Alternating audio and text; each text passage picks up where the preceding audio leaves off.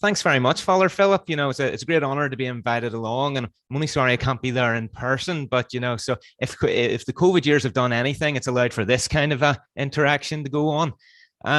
When I was chatting with Father Philip about what I would speak about at this conference, I published a paper a number of years ago, highly critical of the interaction of Thomism with analytical philosophy, making the point that analytical philosophy just in principle is incapable of coming to terms with some important points on Aquinas' metaphysics. But I thought it would be fun this time round to speak on how there could be some sort of cooperation between Thomism and analytical philosophy. And so what I'm going to speak on today is where I do think there can be bridges built between the two traditions, particularly with the analytic engagement with post-Kantian philosophy. And as you can see in the title, that's with John McDowell. So I think that there can be a bridge built, from Thomism to analytical philosophy by using the thinking of John McDowell and the Pittsburgh School more generally with regard to dealing with issues in mind and world in a post-Kantian context. So that being said, I'll begin. So modern philosophy. The modern term in philosophy, we can locate it in a number of historical thinkers. Descartes is generally taken to be the culprit, and typically whenever I teach modern philosophy, I usually say, it's all his fault. I just put up a picture of Descartes and I say it's all his fault, blame him. But look, the turn to modernity, we can't just place it all on Descartes. There's also the influence of thinkers like Locke, Berkeley, and Hume. And if anybody's read Etienne Gilson, one of his earliest works was on the nominalist influence on Descartes and how late medieval nominalism, brought about the conceptual conditions by which Cartesianism could emerge. Now, what all of these modern thinkers had in common is that one way or another, they're concerned with mind and world and how mind and world interrelate. In the thought of Descartes, the relation of mind and world and securing the legitimacy of that relation, that takes on a real sense of urgency. And after Descartes, that mind-world relation is a pretty urgent issue that we need to deal with in philosophy. That's what really captivates modern philosophers, which didn't really captivate our pre-modern philosophers. What seemed to be common to these sort of modern thinkers is the sense that our grasp on the world is in some way threatened. There's a threat to our conceptual grasp or our conceptual sort of knowledge of the world, and it's the role of the philosopher to secure that grasp. The philosopher is there to make secure the bridge that we build between mind and world. So questions pertaining to mind and world, they were taken to be primary. These were the primary questions that we had to deal with before we could do anything else. We had to engage with this issue. How is it that my thoughts, clear and distinct ideas, simple, complex ideas, conceptual contents, how those can be taken to be properly representative of the world as it is in itself? Metaphysics, on the other hand, as the study of being, as a study of the external world, that was taken to be something secondary. We couldn't do that. We couldn't study being unless we could secure our intellectual grasp upon being. So unless we could spell out the conditions by which we can intellectually grasp being, we couldn't undertake a study of being. Whereas for the scholastics, somebody like Aquinas, you can't undertake a study of the conditions by which we know being unless we know something about being itself and a particular subset of the beings encompassed by being itself, i.e. rational beings. So it inverts the entire procedure of our pre-modern philosophers.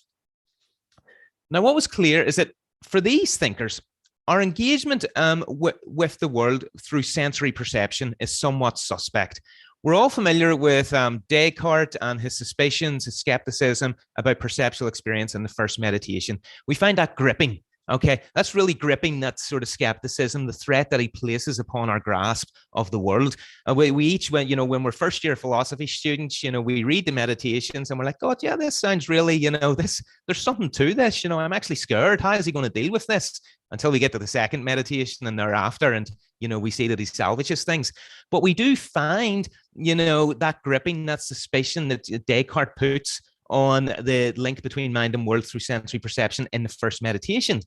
What sensory perception delivers us is not always what we understand the world to be like. And we just take the usual examples, like the stick when put in water looks to be bent when we know that it's not bent, train tracks meeting at the horizon when we know that parallel lines don't meet. So what we have on the basis of this suspicion is a division of mind and world. Okay, there's this cutoff, there's this, separation of mind and world. The world is accessible primarily via sense perception, but the representation of the world in the mind is not like what we perceive. We have to sanitize sensory perception in some way. The content of sensory perception has to be appropriately worked up into mental content fit for our understanding. So the separation of mental content from sensory content, it's a common theme among those philosophers who make up the broad schools of rationalism and empiricism. Okay, so that separation of the two types of content, we've got this sensory content, that's often illusory. We can't really trust it. It's the same between veridical and non-veridical experiences. We kind of need to sanitize that and work that up into ideas. We can deal with ideas. The mind can deal with ideas. Both the rationalists and empiricists, they affirm that. That's what we're dealing with. Sensation, on the other hand, that's dealing with stuff that's illusory or just in itself not conceptual and needs to be worked up into concepts. For both types of thinkers, rationalists and empiricists, sensory content has to be worked upon in such the way that our mental content can represent it appropriately. So sensory content requires some work.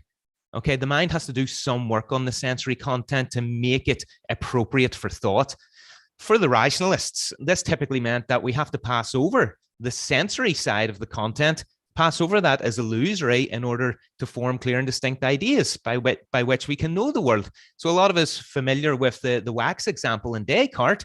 Our sensory content with the wax represents it to us as hard, as of a certain smell and taste. And then after it's put by the fire, it's no longer hard, it's soft, different smell, different taste. Yet we represent it with the clear and distinct idea as the wax, the same wax, subsisting throughout. So that sensory content, that's illusory. That hides, the hidden nature that our clear and distinct ideas can get a hold upon. For the empiricist, on the other hand, our ideas have to represent the content of perception appropriately. Okay, we have impressions which generate simple ideas and from which we can generate more complex ideas.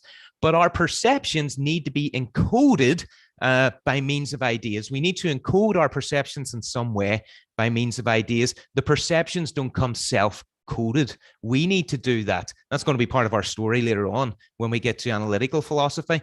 But what's common to the two sort of camps of thinkers is that sensation carries with it a kind of content utterly distinct from what mentality deals with. It's not conceptual content that sensation gives us.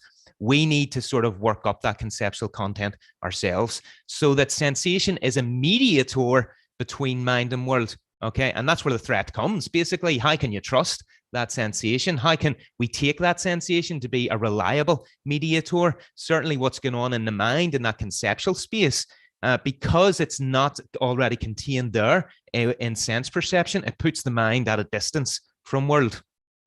So what's common then is that perception carries with it a content of its own, perceptual content, independent of the mental content.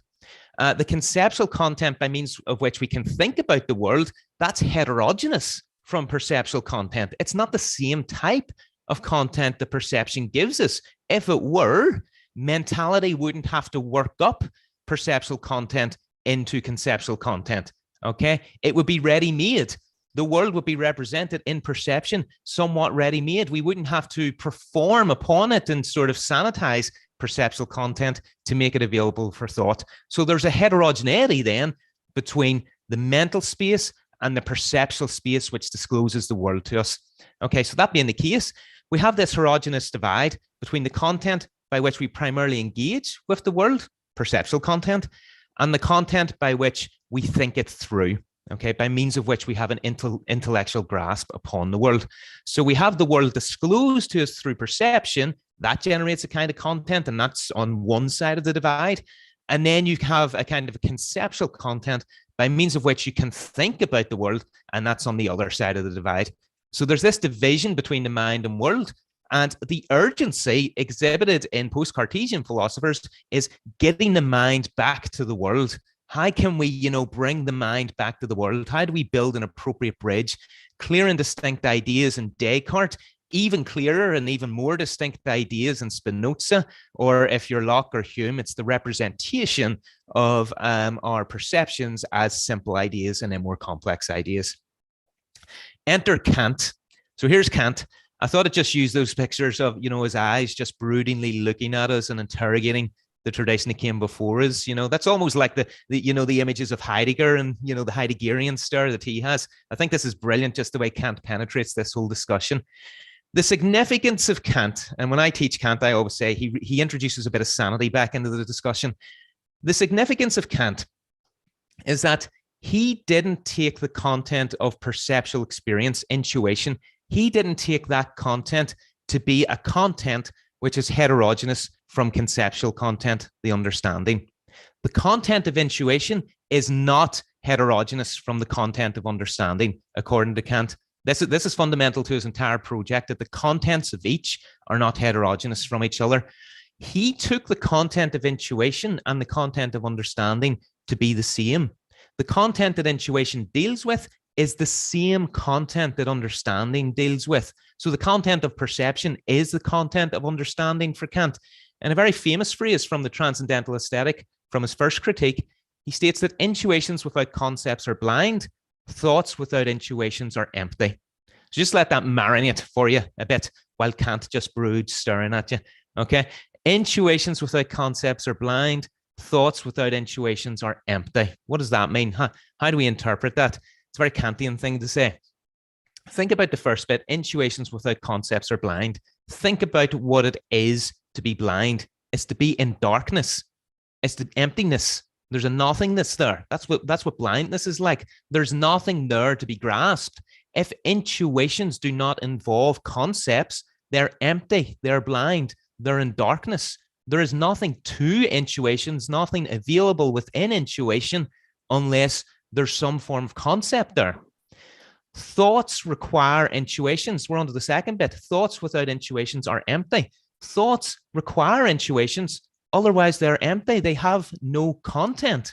Again, there's nothing to thought unless we have intuitions. There's nothing to thought without intuition. There's no thought at all. An empty thought would just be no thought at all. So intuitions without concepts, they're empty, they're blind, and they're in darkness. But similarly, thoughts without intuitions are empty. Bearing in mind that it's understanding which deals with concepts, what we get here then is that intuition, perceptual experience, is a conceptual episode. It's an episode that the understanding takes. Okay, understanding is involved all the way down into intuition for Kant. The content that intuition discloses to the subject then is the content of understanding. It's what we understand. Intuition and understanding, they don't deal with heterogeneous contents, but with homogeneous contents. This needs to be the case for Kant, because what Kant is going to want to say is that the only reason why we can apply the categories, okay, the a priori categories of the understanding in the transcendental deduction, he argues that the only reason why we can apply them is because there's a certain categorical togetherness already involved in intuition. Intuition involves a categorical togetherness, which brings in the operation understanding's categories.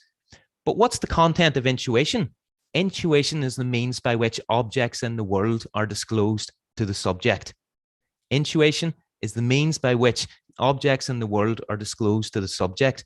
If that intuition already has a certain categorical togetherness, which brings into operation the a priori categories, that categorical togetherness can come from nowhere else but the objects in the world that it discloses. Okay, so this is a very non-idealist reading of Kant, which has become very popular recently from, sort of thinkers who are actually reading Kant in German and not reading Norman Kent Smith's translation. So it's a very sort of, one could say, almost realist reading of Kant, which has become defensible quite recently. The point here is that what intuition discloses to us is a content which is available to understanding, and it can only be available to understanding if it's a content which is categorizable. The content of intuition has to be categorizable so that the a priori categories can be brought into operation. In other words, what perceptual experience discloses brings into operation conceptual thought, and it could not bring into operation conceptual thought unless there was already a conceptuality to the perceptual experience. So mind and world are conformable to each other for Kant. Mind and world are conformable to each other. They're not heterogeneous. to each other. And I usually, when I do this with my students, and they usually read, that Kant was an idealist. He was some form of idealist. The mind constructs the world. I typically ask them the question, if Kant were an idealist, why then in the Critique of Pure Reason does he have a section titled The Refutation of Idealism? If he were an idealist, typically Kant is taken to be a failed Berkeleyan. Okay, he's kind of like a Berkeleyan, where to be is to be perceived, and then we just have these noumenal objects out there because we want some sort of real world anyway, because of our commitment to Newtonianism. But that's a bit of an odd sort of reading of Kant, that he's a failed Berkeleyan. I don't think it's appropriate to, Kant's thought in the first critique. I think what Kant is striving after is this idea that there's a conformability between mind and world, such that, what intuition provides is something that is available for thought. Okay. All that's by way of an introduction. Okay. That's the introduction. So it's that Kantian insight that mind and world are conformable to each other, which is reiterated again by John McDowell in contemporary analytic discussion of the same sorts of issues. It's this that I think secures what I take to be a link with Aquinas' way of thinking on such matters. So I think this secures us a link with Aquinas' thought on the issue. So let's have a wee look at logical empiricism in the space of reasons. Okay, so hopefully you all recognize this guy. That's Rudolf Carnap. Okay, so if anybody's an analytical philosopher, he is an analytical philosopher. If any account of analytical philosophy, which I know is up for grabs, given yesterday's discussion, but if any account excludes this guy, then I think there's something wrong with that account. So here we have Carnap. Logical empiricism, it was a kind of an agenda-driven philosophical project. Okay, it sought to purge philosophy of its pretensions for metaphysics and disinfect it from what its practitioners took to be literal nonsense. So we're all hopefully familiar with the little cul-de-sac in the history of 20th century analytical philosophy that was logical positivism, logical empiricism. And it had this project of purging metaphysics, literal nonsense from our philosophical way of life, or what we're doing in philosophy. And Sarah brought up yesterday about engaging with philosophers that of whom we might be suspicious, who might entertain ideas or worldviews that we might find troublesome, despite how brilliant their philosophy is. I think Carnap is an exact case in point there. Carnap called metaphysicians musicians without any talent. So despite calling metaphysicians musicians without any talent, it's still worthwhile to engage with Carnap's thinking, even though Quine has come along and I think laid Carnapian sort of thinking to rest. Still, I think it's worthwhile engaging with Carnap. One particular feature of logical empiricism was its reiteration of some problems that have been given to us by modernity, in particular Humean empiricism. Carnap develops an account of meaning that it sort of carries with it a certain Humean account of mind and world. On Carnap's account, the initial meaning of a term can be located in its place within an observation statement or a protocol sentence. So whenever we want to think of the most primitive meaning of a term, we have to find, the observation statement, which encodes a particular observation or a particular experience. So we have some protocol sentence, which is the encoding of a particular experience, and that gives us the primary meaning of a particular term that we're going to use. So the protocol sentence, that provides the conditions for the meaning of a term, so that if we have more sophisticated instances, that usage, those sophisticated instances, they can always be traced back to the original protocol sentence. So the more and more complex usages of a term that we get, such as, that of causality, can always be reduced back to some sort of observation of one thing regularly following upon another. Okay, so and that would be the original protocol sentence for something like causality. We can't take causality to mean anything like some sort of power is transferred from a cause to an effect, or an effect depends or participates in the power of its cause, or some sort of counterfactual situation, because that would be going beyond the primary notion of cause within the protocol sentence. So our observations, according to Carnap, they provide us with the initial context of meaning, which we can work up into more sophisticated contexts, which are always reducible to the original. So we can never proceed meaningfully in our use of a term beyond the sensory conditions by which the term is meaningful. Now, that's a clear, sort of presentation of, the verification principle, beloved of the logical positivists.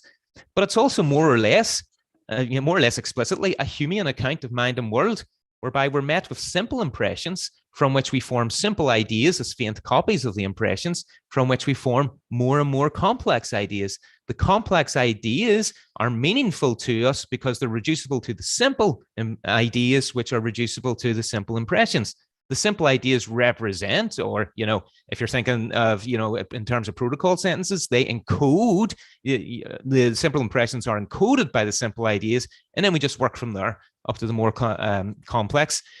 What's clear here is that the conceptual content that we're dealing with, the ideas that we form, these are faint copies of the impressions. In this account of the mind-world relation, whereby the mind is simply copies our sensory impressions, is one that came to be criticized by Sellers and in the Pittsburgh School in his critique of the myth of the given.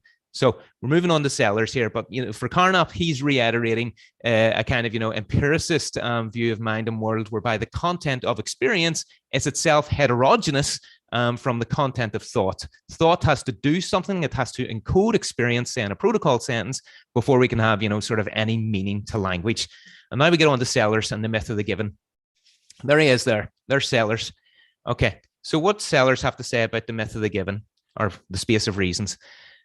Sellers states, in characterizing an episode or a state as that of knowing, we're not giving an empirical description of that episode or state. So we're not giving an empirical description of it. We're placing it in the logical space of reasons, of justifying and being able to justify what one says. So when we characterize an episode as one of knowing, we're placing it within a logical space where there's normativity, and we're claiming that we're justified, or that we're able to justify that what we say. That's from a paper of Sellers. If you don't know it, well, it's Empiricism in the Philosophy of Mind. I thoroughly recommend it to all my Thomists in the audience. Empiricism of the Philosophy of Mind. Sellers himself was, a devotee of Aquinas, and he wrote on Aquinas and, engaged with Aquinas quite a bit. What does Sellers mean here? When we characterize a state as one of knowing, he's saying that we're not giving a mere empirical description.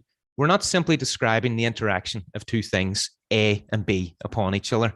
What we're saying is that such a state, being in such a state of knowing, that's a normative state, whereby the belief if we have a belief that the world is thus and so, that's because the world is thus and so. We're able to justify that belief by appeal to some reason, and that has to occur within a logical space.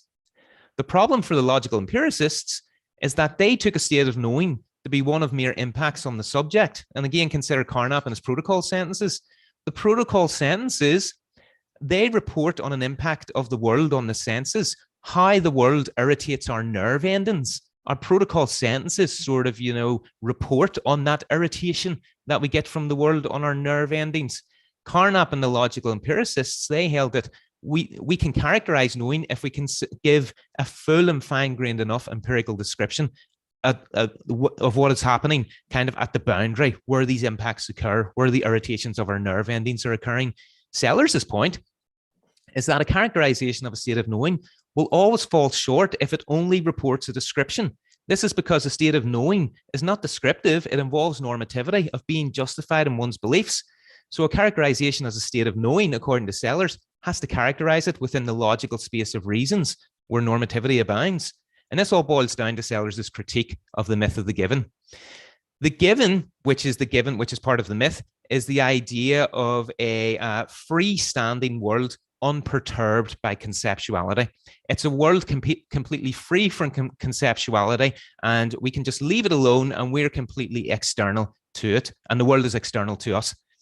And this follows from a modern outlook, which is shared by both the rationalists and the empiricists. Mentality, mind, it stands aloof from the world. The world is external, and mentality simply looks on and has to get an appropriate access to the world. The fear with that sort of point of view is that in being so independent from the world, there's no constraint on the mind. The mind is free to think any way it likes. So how do we constrain it from going awry and, thinking whatever it wants? The spontaneity of the mental, when left to its own devices, can go anywhere and just, think whatever it wants. So we need some sort of constraint on the mental. And so we introduce this notion of the given, capital G, the given of the empirical experience. That's meant to introduce a kind of constraint on the freedom of thought, and it grounds the spontaneity of mentality. Okay, so it brings the spontaneity of thought to a screeching halt. Now, and here's John McDowell. This is how he characterizes it.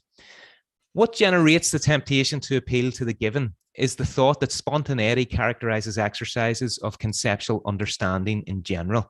So that spontaneity extends all the way out to the conceptual contents that sit closest to the impacts of the world on our sensibility. We need to conceive of this expansive spontaneity as subject to control from outside of our thinking. We need some control in our conceptual thought, something to control it and not let it be so spontaneous, on pain of representing the operations of spontaneity as a frictionless spinning in the void.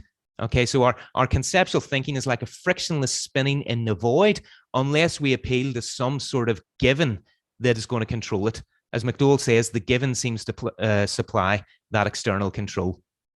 Now, the given is mythical here because the external constraints supplied by the given can't ground our thinking about the world. It's impossible that the given can ground our thinking. This is because knowing involves normativity in the space of reasons, but the given is wholly outside of the space of reasons. It's outside of thought. It's outside of mentality. It's what is outside of conceptual thought, which is meant to introduce friction. But because of it's outside of mentality, it can't offer justifying reasons. If knowing involves justifying reasons of being able to justify what one believes, and the given is wholly outside of the space of reasons, the given can't justify any thought. The given of empirical experience can't justify thought. This is the given, denuded of conceptual content. That can't justify thought because it sits outside the boundary of the space of reasons. Justifications are rational.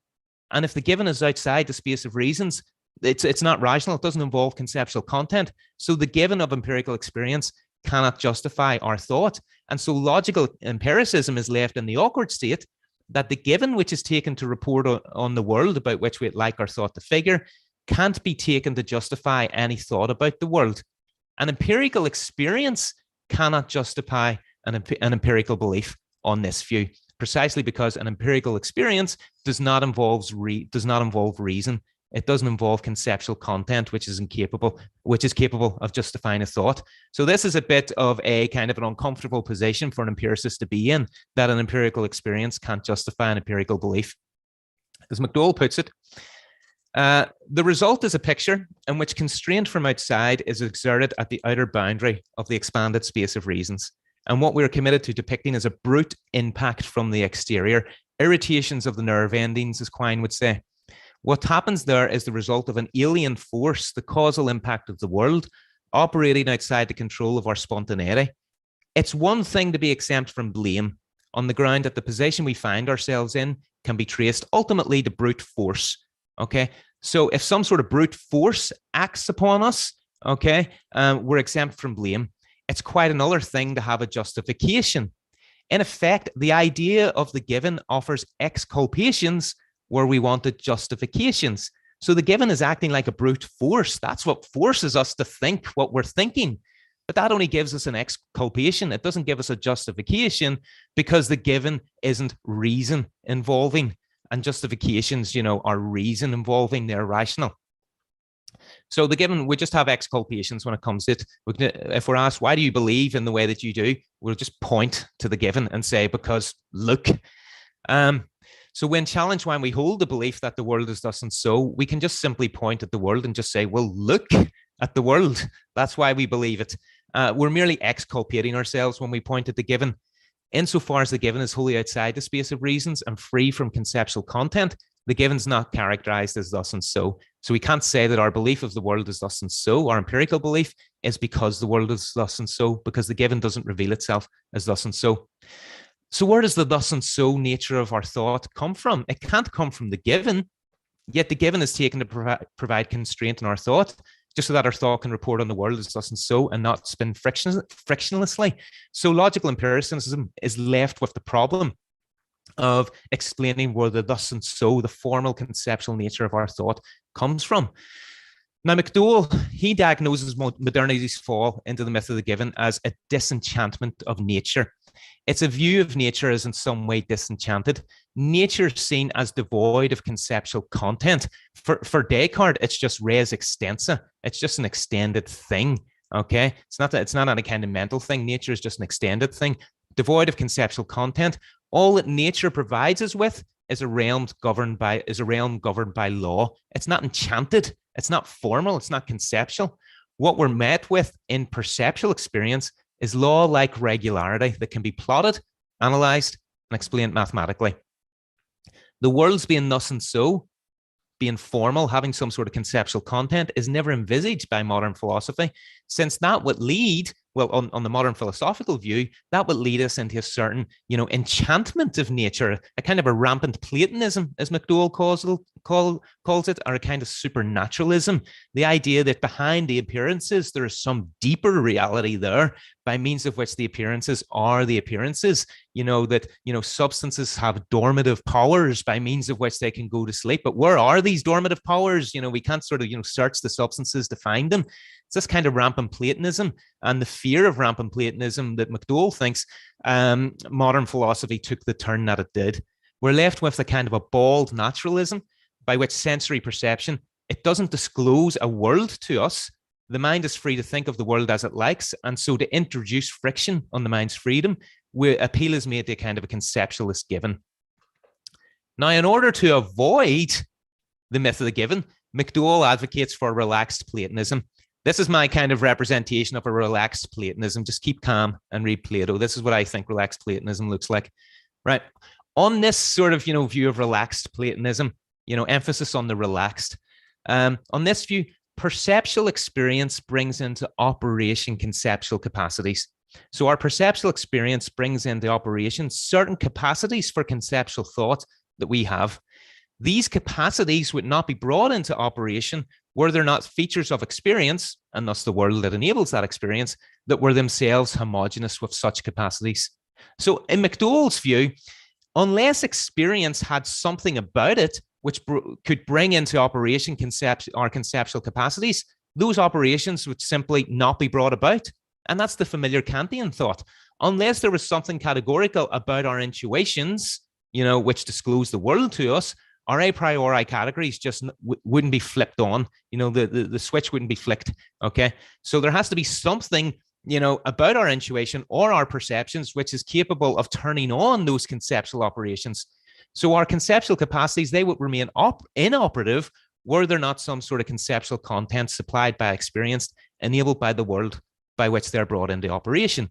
You can see the kind of relaxed Platonism here. Our experience carries with it some kind of conceptual content. And since experience discloses the world to us, the world thereby disclosed must involve this conceptual content as well. But it's a relaxed Platonism. McDowell doesn't want to supernaturalize the world. Okay, on to Aquinas. So this is the first that I've mentioned Aquinas. We're 35 minutes in, no mention of Aquinas yet. Okay, I think that in what's been said so far, we can make clear connections with the thought of Aquinas on these matters. To begin with, the mind-world relation. Aquinas is not of the view that the content of perceptual experience is not the content of thought. Maybe there were too many negatives there. Okay, transform that. Aquinas is of the view that the content of perceptual experience is the content of thought. For Thomas, when we have a perceptual experience, we form a phantasm, and the form of that phantasm is the form of the object we experienced. Okay, so what we experience, the content of our experience, has the same formal content as the object of experience. This experience then brings into operation the agency of the intellect. There's a certain agency of the intellect by means of which we think about the experience, and that goes to work in trying to figure out what the form of the experience is, what that formal content is. It's not introducing form or ideas or conceptual content itself in the way that the rationalists and the empiricists thought. It's rather trying to discover within the experience what the formal content is, disclosed by experience of the world. Eventually, the subject, by means of the agent intellect, comes to understand the form of the experience, and so the potency of the subject's intellect, that passive side of the intellect, the passive intellect, that's conformed to the form of the object in question. Considered in this way, I think Aquinas' position bears a striking resemblance to that of McDowell, and I published to that effect several years ago in the Thomist a paper on the convergences of Aquinas and McDowell in this issue. For both Aquinas and McDowell, perceptual experience brings in the operation certain intellectual abilities by means of which that experience can be understood. For both of them, the content of experience, which is derived from the world, is conceptual or formal content that the subject seeks to grasp by means of the intellect. And for both, it's in grasping the content of conceptual experience that the world is thus and so that justifies our knowledge that the world is thus and so. Okay, now along with this shared epistemic outlook, there's also the shared rejection of rampant Platonism. As is well known, Thomas rejects the Platonic commitment to separate immaterial forms, and he opts for the more Aristotelian view that objects themselves are formed in some way, that the form is within the object itself as informing the matter. It's unclear whether or not McDowell accepts the Aristotelian ontology here. He certainly rejects the Platonic commitment to what he calls the supernatural, but it's unclear whether he rejects, forms as immanent in particulars. But he does accept an Aristotelian sort of view of the moral subject, because whilst he rejects bald naturalism, he advocates for what he calls a naturalism of second nature. This Aristotelian notion of second nature, that we have our primary nature, which is our physical, substantial nature, but through habitual dispositions, we form a second nature, a way of being reason responsive to the world. And this is the Aristotelian notion of a moral subject. McDowell accepts that, and he, seeks to articulate what he means by second nature. So McDowell himself is not kind of, averse to, sort of engaging with Aristotelianism. And we have a bit of an Easter egg there, because McDowell himself has engaged with Aquinas in these issues. What McDowell is striving after, it's a naturalism that's not as reductive as bald naturalism, but that doesn't move towards a supernaturalism of rampant Platonism, the relaxed Platonism that he talks about. Now, I submit that what McDowell is after here in his relaxed Platonism is Thomas's Aristotelianism. The Aristotelian ontology is, after all, it's committed to forms. So we have formal content, but they're not supernatural. They're the structuring principle of matter. In being the structuring principle of matter, forms, in turn, they're the explanation of the world's being thus and so. So the conceptual structure of the world is simply the formal structure of the substances of it within the world. And so McDowell's quest for a relaxed Platonism, I think, can be found in Aristotelianism. I haven't told him that yet. I haven't got a chance to tell him that, but I think that's the case. So conclusion, I've got about 6 minutes left, so timed out well. Right, conclusion. So in the past, I've argued that analytical philosophy cannot come to terms with Thomist's essay, with Aquinas' thoughts on the act of existence. So I've argued that in the past, and I stand by that conclusion. Okay, I do stand by that conclusion that analytical philosophy can't come to terms with Thomist's essay. But in the past, I've also argued that there is a connection between movements in contemporary analytical philosophy on the issue of mind and world, especially those influenced by Kant and, German philosophy more generally, and Aquinas' own thought on the same. Now, in this presentation, I've argued that this is the case with McDowell's engagement with modern empiricism and the myth of the given.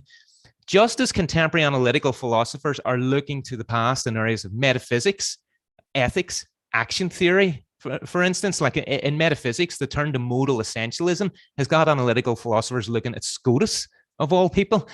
Same is true for action theory and, ethics and so on. Elizabeth Anscombe, her work on intention, right back, influenced by Aquinas, Aristotle, and so on.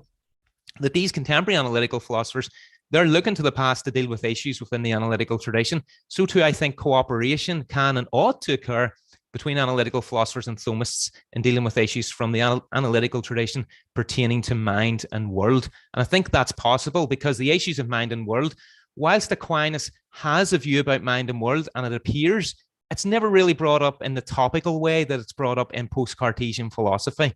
These issues are seen as urgent after Descartes, but they weren't as urgent for somebody like Aquinas. So his thought is sort of here and there. And so analytical philosophy, in having these different approaches to it, allows Thomists then to articulate the synthetic view of Aquinas and these issues.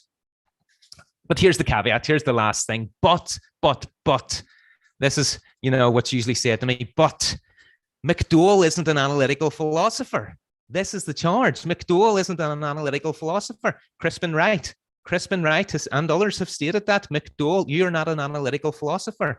Why is he not an analytical philosopher? Well, he, amongst others, especially the Pittsburgh School, and then we can think of Richard Rorty and people like that, they are taken to be on the fringes precisely for their inheritance of post-Kantian German philosophy, especially Hegel. Crispin Wright, very sarcastically, in publication, speaks of McDowell's German luminaries and his dependence on these German luminaries. And that's why he's not an analytical philosopher.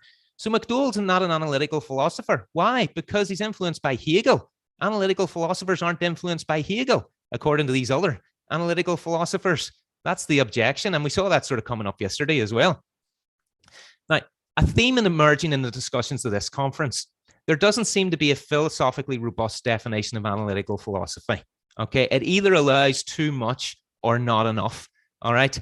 There just doesn't seem to be this sort of robust definition. And given that, the notion of analytical philosophy seems to be a kind of a sociological one, or even worse, a double indexical one. Analytical philosophy is whatever piece of philosophy interests me, an analytical philosopher, at this moment. And so if I'm interested in Hegel, well, that's analytical philosophy. But if I'm interested in Sartre, well, that's analytical philosophy. Nevertheless, McDowell and the others, they're providing frameworks for overcoming tricky problems in modern philosophy that analytical philosophy has inherited. We saw this as an issue inherited by Carnap. If anybody is an analytical philosopher, Carnap is an analytical philosopher. So not only that, McDowell and others, they're being engaged with by analytics of the strict observance. Somebody like Crispin Wright engaging with McDowell. Their work is making analytics take a step back and take notice and engage with their works. Witness all the publications and the commentary on McDowell's Mind and World, Sellers's Empiricism and Philosophy of Mind, Robert Brandam's work, and various others, Rorty's work. Notice that the analytics are taking a step back and commenting on that, precisely because that work is dealing with issues that card-carrying analytics of the strict observance takes seriously. But we've seen that there's a conceptual connection between this way of thought and Aquinas's. And in McDowell's case, it's not just a conceptual connection. I pointed out earlier that Sellers enjoyed Aquinas and engaged with Aquinas. Sellers wrote a paper called Being and Being Known, published in the American Catholic Philosophical Quarterly, where he criticized Aquinas. McDowell, in the Woodbridge lectures, the third Woodbridge lecture, Intentionality as a Relation, criticizes Sellers' criticism of Thomas. He criticizes Sellers' criticism of Thomas, that this was an opportunity that Sellers could have learned something from Thomas by engaging with Thomas on Mind and World. And McDowell wrote a paper called Sellers' Thomism, where he criticizes Sellers for not being Thomistic enough, that Sellers could have, kind of actually gone further if he had have actually, engaged with Thomas a wee bit more and been a wee bit more Thomistic. So there's an actual sort of historical, connection there between McDowell and Aquinas, not just a conceptual one. So yes, there's a conceptual connection between, McDowell's way of thinking, and that's kind of, Pittsburgh school way of thinking about mind and world, and the thought of Aquinas on the thought of Aquinas more generally on these issues. Aquinas' thought then, just as, McDowell's in the Pittsburgh school should make analytics, make analytics take a step back and take note, Aquinas' thought should also make analytics take a step back and take note. And herein lies the promise of cooperation, in my opinion. So thanks very much. That's what I've got for you. I hope you enjoyed that. And came in at 45 minutes exactly. So looking forward to Sarah's response now.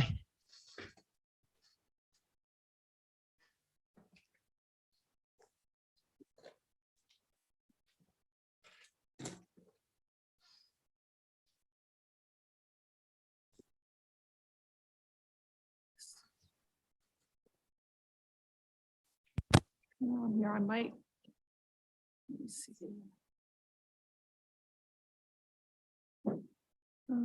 Yeah, that's good. How can we start it? Yeah. Right here. I'm in a PowerPoint. You're good. You're good. And then I think you actually need to share it through Zoom. Or actually, I shared that. Oh, okay. Okay. It's not going to the stream. Let me. It's yeah. Okay. This isn't. Sorry. It's just two pictures. I think. Okay. You don't have the slides. Okay. Yeah. Okay. Yeah, she said that it's fine. Yeah. It's fine. It's really just a couple photos. It's a prop basically. So, okay. So many thanks to Gaven for this really thought-provoking talk. I think he gives a really good outline of Sellers' famous myth of the given. roughly Sellers' rejection of the idea that there's a world of mind-independent reality that floats free of our sense apparatus, and that our terms and concepts derive their meaning somehow directly from the world. And he also talks about McDowell, the contemporary of Sellers, being after a similar view to Aquinas. So what I'm going to do here is just be a completely dogmatic, canonical, analytic philosopher. I take it as my job in this little commentary just to kind of, I think, clarify what's being asked in the central philosophical questions to which McDowell and Sellers are trying to give answers. And I'll talk a bit about the historical and methodological notes at the end. So in my mind, Sellers and McDowell are actually asking a question at the heart of analytic philosophy. This is not to say I take them to be like canonical analytic philosophers. I actually don't. I always thought of them as kind of continental. So that might just be a kind of like sociological note about philosophy. But I think the central question here is, what is the metaphysical relationship between the mind-independent world and the human sense perception that makes sense of it? So I think this is like a really well-trod question in philosophy. So when I teach introduction to philosophy, you know, it's often phrased as something like, how do we know we're not in the matrix? How do we know we're not being, you know, fed weird sense perceptions that don't actually track reality by some sort of evil demon, right? So like, just these are in some sense questions as old as time, and they aren't just like in the province of Sellers and McDowell. You know, they kind of exist at the core of what I think of as typical analytic philosophy, questions in the philosophy of mind about how sense perceptions reflect our world, questions in metaphysics about the relationship between, say, the mind and the world, and even questions about logic and epistemology, about the role that our sense perceptions play in inference. So I think, you know, we can ask, how do we trust our empirical sense data and base our picture of the world off of it? Another way of framing that question is, to what extent is our mind mediating the world in a way that mirrors the world itself, or is it just doing something totally different? So if I perceive this water bottle right here, is it the case that there's like literally a little water bottle in my head? That's a kind of like representationalist picture in analytic philosophy of mind, or is there something else going on? Like, I kind of think no matter how good our neuroscience gets, we're probably not going to see a literal little water bottle in there. So this is a question analytic philosophers ask, and especially analytic philosophers of mind ask. Now, I think there's an additional question here about the role of the mind-world relation and what it does to our inductive inferences. That is, how our philosophy of mind interacts with our epistemology and our logic. So here I have a fun graphic. Let's suppose that I have the following thought. If these two rectangles are not the same color, I won't be surprised. Let's suppose that they're not the same color, so I'm not surprised. That is, the one on top is kind of like a dark gray, and the one on the bottom is a kind of white. But now I'm about to blow your minds, like I do with the minds of undergrads. Consider that, in fact, they are the same color. Yep, I didn't actually adjust the graphic. That is the same graphic with something pasted in the middle. So this is a kind of like fairly typical optical illusion where, you know, we have this sense of what's going on, and then our minds are totally blown when we realize it's not what's going on. So what I've just done here is give you a sense perception that turned out to be not veridical, as they would say in the philosophy of mind literature, or not correct. And there's this question about what role those sorts of sense perceptions play in our logic.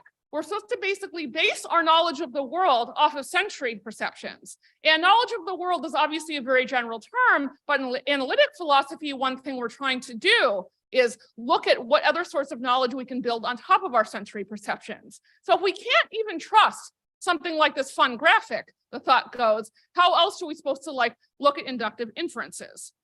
So Gaven notes here that there are similarities between McDowell and Aristotle, and McDowell advocates for a kind of relaxed Platonism. That is what I take to be the idea that there's this world of immaterial forms that isn't entirely accessible to the human senses, but the human senses are doing some sort of mediating in between.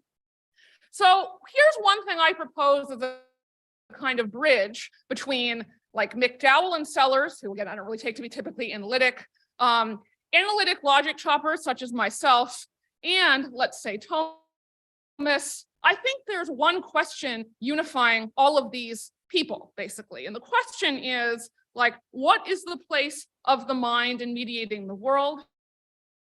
And that is ambiguous between a kind of like perceptual capacity and like its metaphysical place in the world. And we can taxonomize these different kinds of philosophers based on answers to those questions. So, for example, some people will think that the mind mediates the world in a particular way or sort of like becomes the world. That's a kind of like, you know, on some views, Thomistic approach, on other views, a Salarzian or McDowellian approach.